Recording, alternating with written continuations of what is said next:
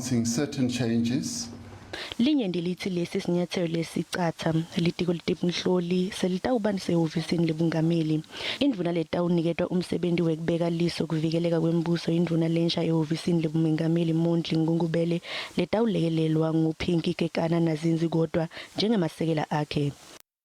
Therefore, making changes to the national executive to improve the capacity of government so that it is able to effectively undertake these tasks.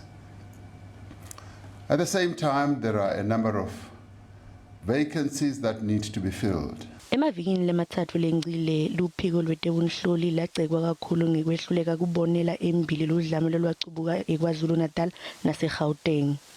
Emva kwalesibhicongo sekutitapela ematiko latsindzeka kute kuvikeleka ahlukana ekhatsi aphambana nangemibono.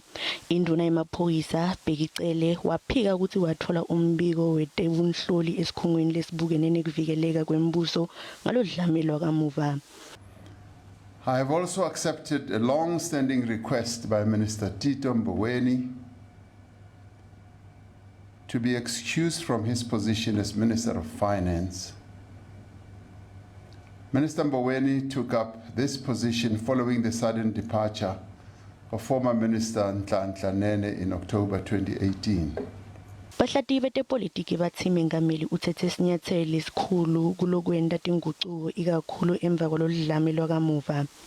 The second change we are making is to do away with the Ministry of State Security and place political responsibility for the state security agency in the presidency.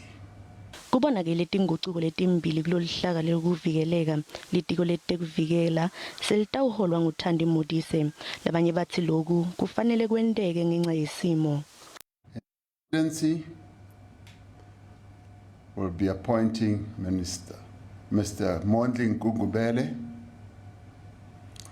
Communications and digital technologies, Ms. Kumbuzo Nchabeni. Defense and military veterans, Ms. Thandi Modise. Finance, Mr. Enoch Godongwana. Health, Mr. Joe Pahla. Human Settlements, Ms. Mamuluku Kubai. Litiko letekuvikeleka kwembuso lacala kuba khona kuhulumende wesibili wendzandvo yelinyenti kanti ke isikhathi sekugcina ukuthi leli tiko libe ngaphansi kwelihhovisi lebumengameli kwaba ngesikhathi kuphethe umengameli lo ngacekho Nelson Mandela.